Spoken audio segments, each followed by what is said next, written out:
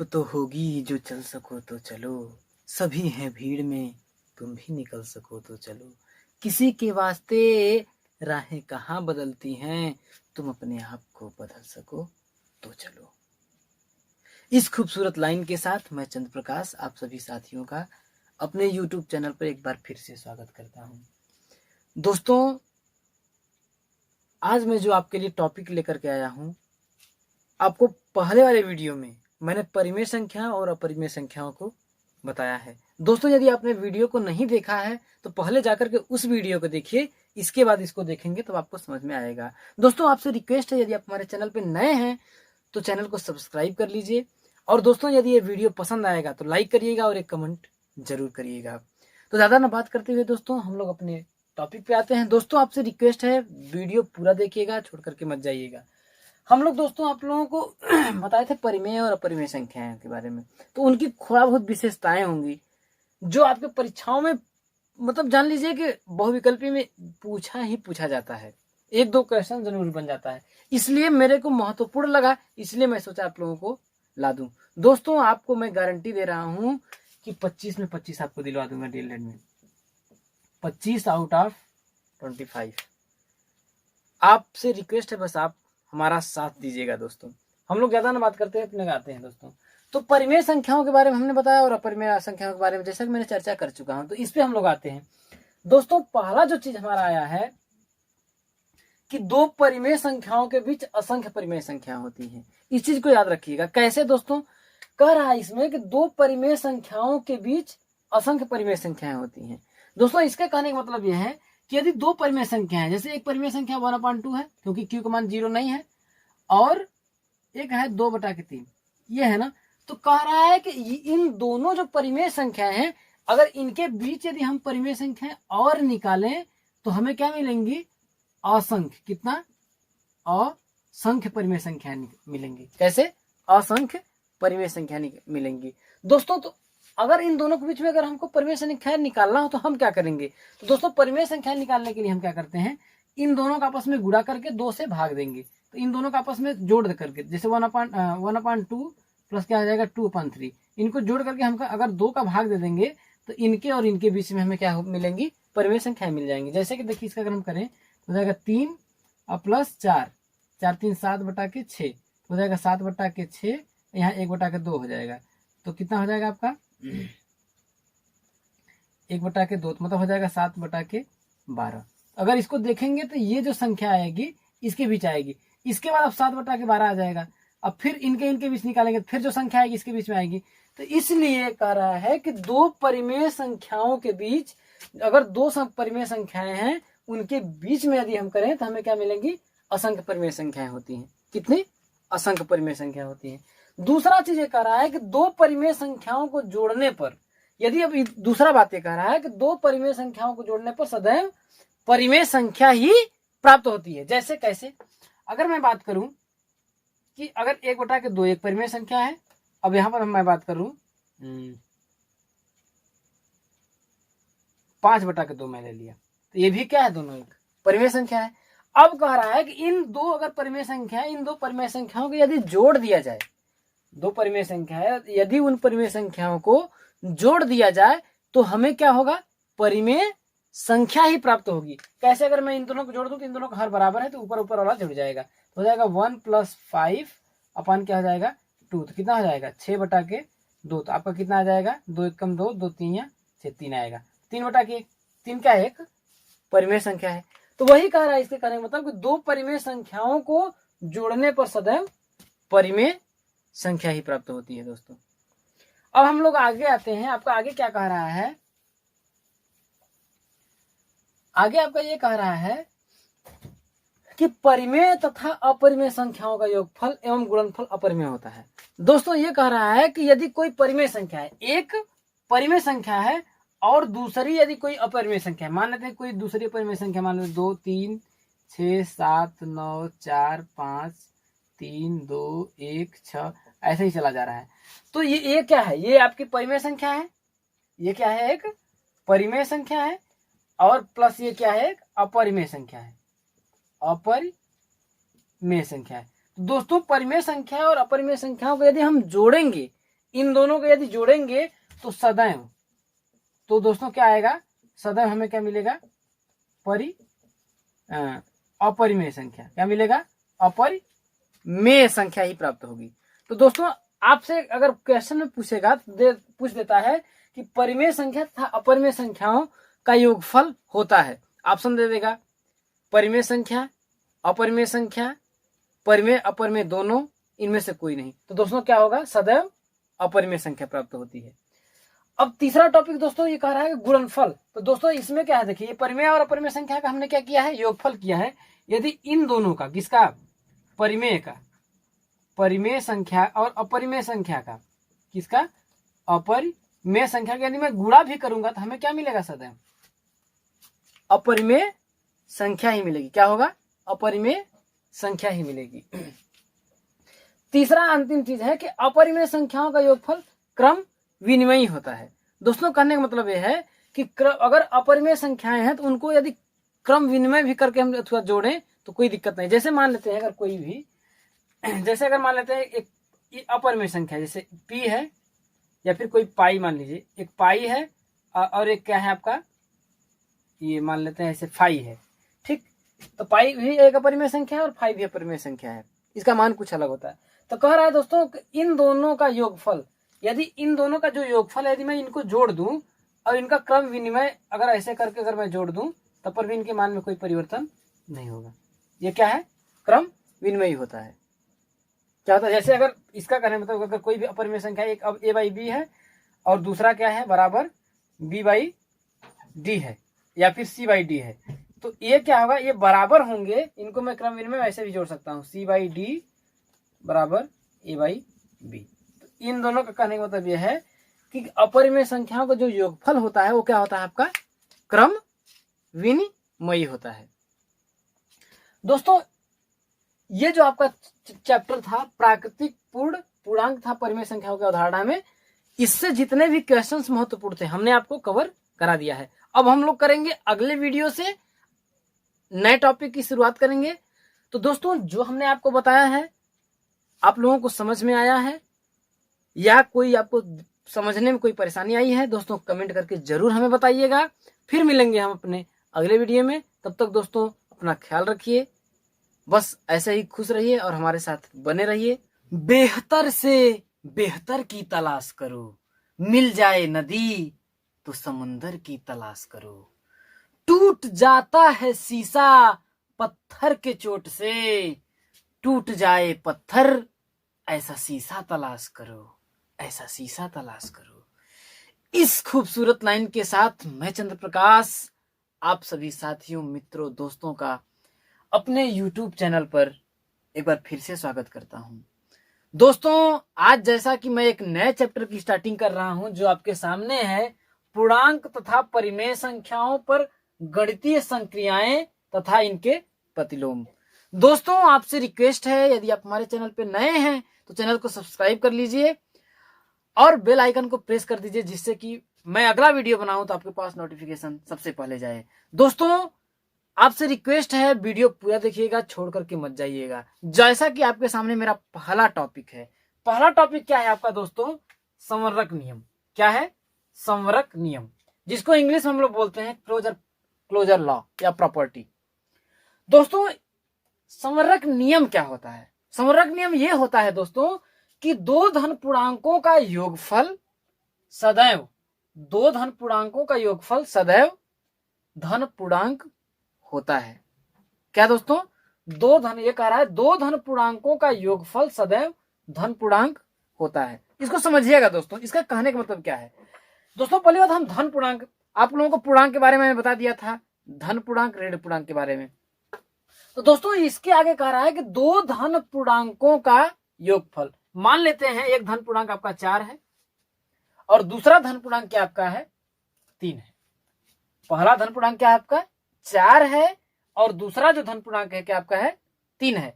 अब कह रहा है दोस्तों दो धन पूर्णांक हो गए, लेकिन इन पूर्णांकों का जो योगफल हमको प्राप्त होता है, योग के बाद फल, अब इनको बाद क्या करेंगे, हम इनको जोड़ देंगे। तो इन दोनों को जोड़ने के बाद हमें क्या मिला 7। तो 7 क्या है, एक धन पूर्णांक है। तो यही कहने का मतलब है कि दो धन पूर्णांकों का जो योगफल होता है सदैव क्या होता है आपका धन पूर्णांक होता है। कुछ और हम एग्जाम्पल लेते हैं। जैसे अगर मैं बात करता हूं 2 हो एक धन पूर्णांक है और 5 भी एक क्या है, धन पूर्णांक है। ये भी दोनों धन, अब इन दोनों को मैं जोड़ दूंगा तो 2 + 5 बराबर जो आपका 7 आएगा, यह भी क्या होगा, एक धन पूर्णांक होगा। क्या होगा दोस्तों, धन पूर्णांक होगा।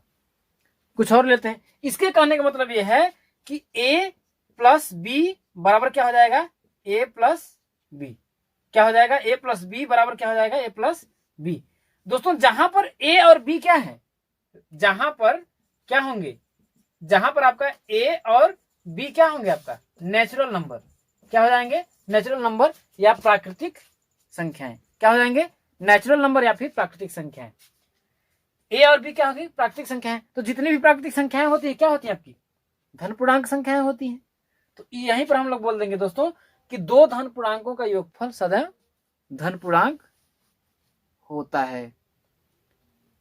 आप लोगों को समझ में आ गया होगा। अब हम लोग आगे टॉपिक पे बढ़ते हैं। अब दोस्तों हम लोग सेकंड क्या है आपका, क्रम विनिमय नियम, जिसको इंग्लिश में हम लोग क्या बोलते हैं, कम्यूटेटिव लॉ। कम्यूटेटिव लॉ दोस्तों ये नियम क्या होता है, ये कह रहा है कि 2 धन पूर्णांकों को, क्या कह रहा है, क्रम विनिमय नियम ये कहता है कि 2 धन पूर्णांकों को किसी भी क्रम में जोड़ा जाए। 2 धन पूर्णांकों को किसी भी क्रम में जोड़ा जाए तो योगफल, तो उसके योगफल में कोई अंतर नहीं होता है। जैसे दोस्तों हम लोग बात करते हैं, इसकी समझने की कोशिश करिएगा, कुछ टफ नहीं, बहुत आसान है दोस्तों। कि यदि मान लेते हैं कोई धन पूर्णांक मान लेते हैं एक 3 है और दूसरा धन पूर्णांक मान लेते हैं 6 है, ये भी धन पूर्णांक है। देखिए अब ये कह रहा है दोस्तों, ये 2 धन पूर्णांक हो गया, ये कह रहा है कि इन धन पूर्णांकों को किसी भी क्रम में यदि हम जोड़ दें तो इनका जो योगफल आएगा उसके योगफल पे कोई अंतर नहीं होता है। जैसे भाई ये 2 धन पूर्णांक होंगे तो हम यदि मैं 3 + 6 को चाहे ऐसे जोड़ दें, 3 + 6 बराबर मैं क्या कर दूंगा, 6 + 3, इनका जो मान आएगा दोनों का क्या आएगा, बराबर आएगा दोस्तों। क्या आएगा, बराबर आएगा। कैसे, देखिए अगर 3 + 6 को यदि मैं जोड़ूं तो कितना आएगा आपका 9, और 6 + 3 को जो भी जोड़ूं तो 9। तो इसका मतलब क्या है, देखिए 3 + 6 है और 6 + 3 है, तो देखिए क्रम इसका क्या है, हमने अलग कर दिया है, बराबर 6 + 3। तो इसके मान में कोई अंतर आया है, नहीं आया ना। तो वही कह रहा है कि 2 धन पूर्णांकों को, पूर्णांक कैसे होना चाहिए, दोनों धन होना चाहिए। क्या होना चाहिए, धन होना चाहिए। तो 2 धन पूर्णांकों को किसी क्रम में जोड़ा जाए तो योगफल में कोई अंतर नहीं आता है। जैसे मैं एक और एग्जाम्पल लेता हूं, जैसे अगर मैं मान लूं एक 1 है एक 5 है, 2 धन पूर्णांक, एक 1 हो गया एक 5 है, इसको किसी भी क्रम में जोड़ दूं, मैं 1 + 5 बराबर कर सकता हूं 5 + 1, क्योंकि 1 + 5 यदि करेंगे तो कितना आएगा 6, और इसको भी करेंगे तो 6। तो इसका मतलब क्या है कि 2 धन पूर्णांकों को किसी भी क्रम में हम जोड़ेंगे तो उसको, उस धन पूर्णांक का जो योगफल होगा उसमें कोई अंतर नहीं होगा। इसका मतलब यह है दोस्तों, इसका जो नियम यह होता है, देखिए a + b बराबर b + a, जहां पर a और b क्या है, 2 धन पूर्णांक है। क्या है दोस्तों, a + b बराबर धन पूर्णांक है। समझ में आ गया होगा। अब हम लोग बढ़ते हैं अगले टॉपिक की ओर। अब हमारा जो अगला चीज है दोस्तों वो क्या है, साहचर्य नियम। इसको हम लोग इंग्लिश में बोलते हैं एसोसिएटिव लॉ। क्या बोलते हैं, एसोसिएटिव लॉ। दोस्तों यह भी क्या है, क्रम विनिमय नियम का ही है, लेकिन इसमें क्या है दोस्तों, थोड़ा सा चेंज है, बस थोड़ा सा चेंज है। आप ध्यान से देखने की कोशिश करिएगा। देखिए क्या है, यदि 3 पूर्णांकों, इसमें क्या है 3 पूर्णांक आपका है, तो कह रहा है यदि 3 पूर्णांकों जैसे a और b के योग में, किसके 3 पूर्णांक हैं, a और b के योग में c को जोड़ने पर, a और b के योग में c को जोड़ने पर वही योगफल प्राप्त होगा जो b और c के योग में a को जोड़ने पर प्राप्त होगा। इसके कहने का मतलब यह है दोस्तों, ये देखिए मैंने इसको लिख दिया, इसका मतलब यह है कि इसके कहने मतलब यदि देखिए एक पूर्णांक a हो गया, दूसरा पूर्णांक b हो गया, तीसरा पूर्णांक c हो गया, तो इसके कहने का मतलब है कि 3 पूर्णांकों, अगर 3 पूर्णांक है उसमें क्या होगा, a और b, किसके a और b का जो योग अगर हम कर देंगे, क्या कर देंगे, इसका योग करके, इसका योग करके यदि मैं c को जोड़ूंगा, सी को इसका योग प्लस किसका सी का योग, इन दोनों का योग करेंगे तो जो मान आपको मिलेगा, जो भी आपको क्या मिलेगा मान मिलेगा, जो मान मिलेगा वह मान क्या होगा बराबर होगा आपका किसका, यदि मैं क्या करूं बी और सी इसका अगर योग करके, इसका योग करके मैं क्या करूं ए का योग, किसका ए का योग करूं, इसका मतलब यह है कि ए का योग और प्लस इसका योग जो करेंगे वो मान क्या होगा, वह भी मान क्या आएगा बराबर होगा किसके, इसके। यही जो नियम होता है दोस्तों क्या कहलाता है आपका साहचर्य नियम कहलाता है। कहने का मतलब यह है कि इसने क्या कहा कि दो मान है, जैसे कि यदि तीन पूर्णांकों जैसे ए और बी के योग में, तो दोस्तों ए और बी का हमने योग कर दिया, इसका योग करने के बाद अगर उस योग को मैं सी में जोड़ूंगा तो जो आपको क्या होगा मान, जो क्या होगा आपका मान जो मिलेगा वो मैं उसका जो मान मिलेगा वो क्या करेंगे, यदि मैं बी और सी को यहां पर देखिए ए और बी को जोड़ा हूं, लेकिन इसमें क्या है बी और सी का योग करने के बाद उस मान को यदि मैं ए में जोड़ूं तो वही मान मिलेगा, क्या करेगा वही मान मिलेगा। एग्जाम्पल में मैं मान लेता हूं दोस्तों कि ए का जो मान है आपका 2 है, बी का मान जो है आपका 3 है और सी का मान जो है आपका 5 है, मान लिया। तो इसी क्रम में अब क्या कह रहा है दोस्तों, यहां पर समझने की कोशिश करिएगा, इसी क्रम में अब कह रहा है ए प्लस बी, यानी कह रहा है कि ए और बी के योग में, तो दोस्तों हम ए और बी का योग क्या है आपका 2 + 3, इसको जोड़ करके फिर मैं क्या करूं सी वाला मान जोड़ दिया, सी वाला जो आपका है मान जोड़ दिया,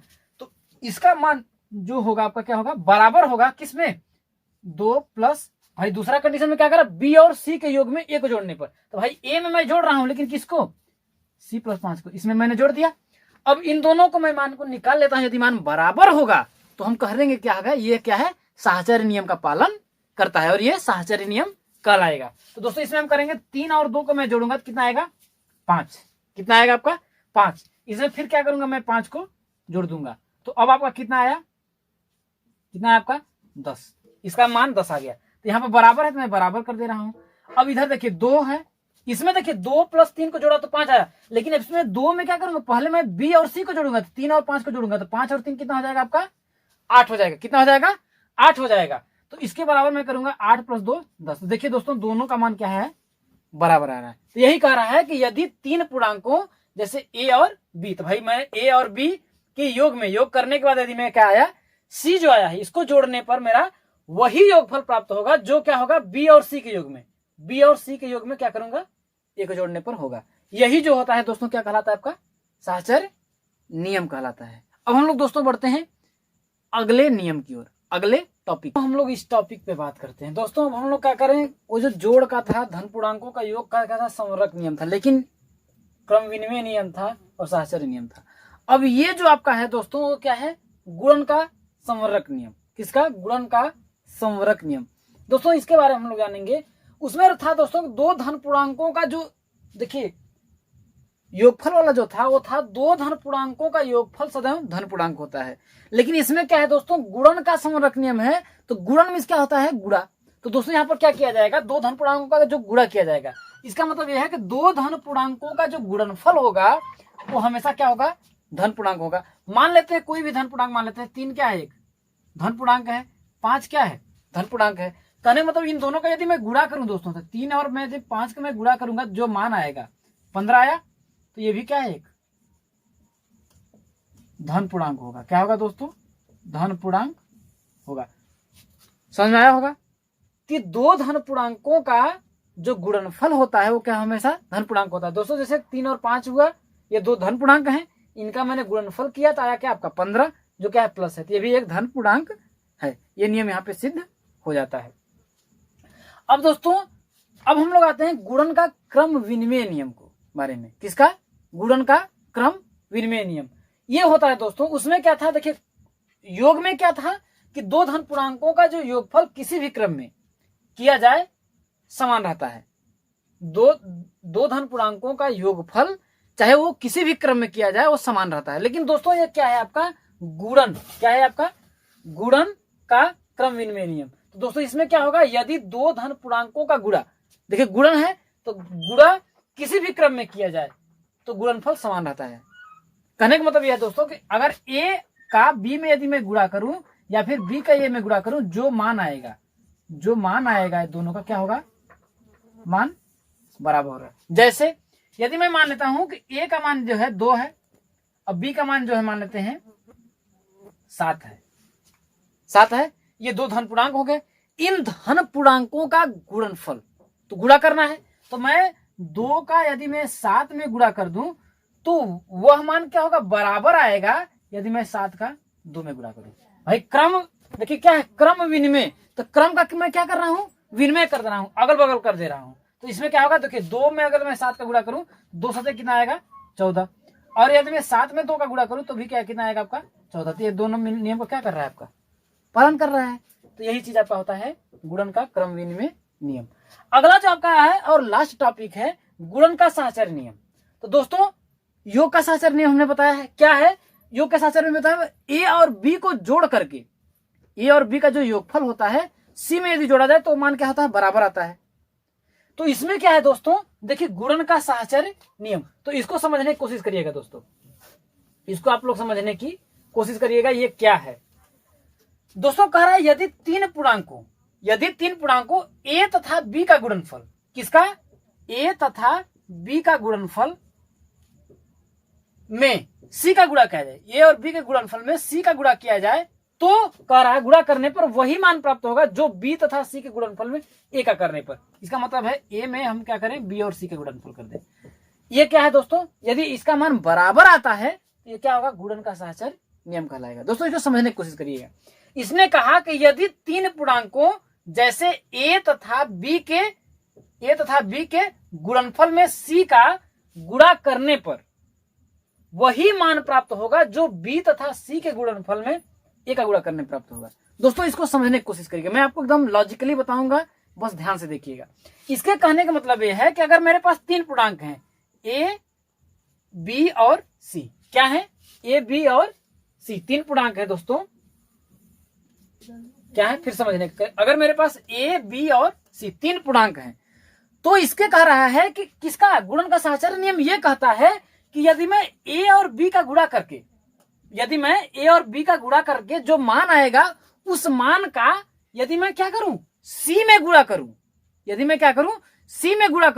इसके बाद जो मान आएगा, ए और बी का गुणा करने के बाद जो मान आया उस मान का मैं क्या करूं, यदि मैं सी में गुणा करूं, किसमें, सी में क्या करूं, सी के साथ उस मान का गुणा करूं तो वह मान, जो भी मान आएगा वह मान क्या होगा, बराबर होगा किसका, यदि मैं बी का सी में गुणा करने के बाद, किसका, बी का सी में गुणा कर दूं, वो गुणनफल गुणा करने में जो गुणनफल आएगा उस गुणनफल को, इसका जो मान आएगा उस गुणनफल को जो मान आएगा उस मान का यदि मैं ए में गुणा करूं तो जो भी मान आएगा ये दोनों मान क्या होंगे, आपके बराबर होंगे। ये मान क्या होंगे, आपके बराबर होंगे। कैसे, आपको मैं प्रूफ करके दिखाता हूं।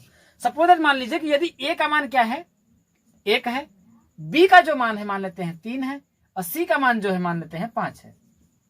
ये 3 हो गए। इसके अनुसार कहने का मतलब ए का बी में गुणा कर रहे हैं, ए का हम बी में गुणा कर रहे हैं, इसका मतलब 1 का मैं क्या कर रहा हूं, 3 में गुणा कर दिया, यही बात ना। इसका गुणा करने के बाद जो गुणनफल है उसका मैं क्या करूंगा, 5 में गुणा करूंगा।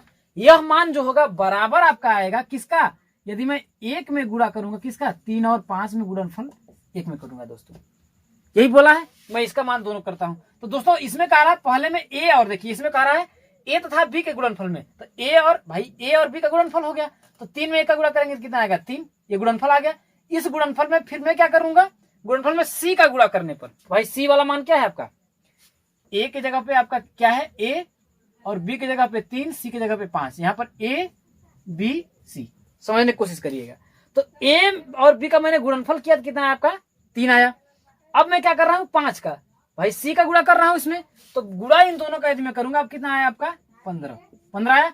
तो यह भी जो मान होगा वो बराबर होगा, ये मान क्या होगा आपका, बराबर होगा। कैसे होगा, यदि मैं 1 में गुणा कर रहा हूं, देखिए यहाँ पर इसका इसमें आपस में गुणा किया, लेकिन यहाँ पर देखिए 5 और 3 में 15 ये आया, तो 15 में 1 का गुणा मैं करूंगा तो 15। तो दोस्तों क्या हुआ, ये दोनों का मान क्या आ गया, बराबर आया। तो इससे यह पता चलता है कि यह क्या है, गुणन का साहचर्य नियम कहलाता है। यही जो होता है दोस्तों, गुणन का साहचर्य नियम कहलाता है। तो दोस्तों मेरी जो क्लास है आप लोगों को कैसी लगी कमेंट करके जरूर बताइएगा। और दोस्तों यदि आप हमारे चैनल पे नए हैं तो चैनल को सब्सक्राइब कर लीजिए। फिर मिलेंगे दोस्तों अगले वीडियो में कोई अच्छे टॉपिक के साथ। तब तक के लिए अपना ख्याल रखिए। बाय।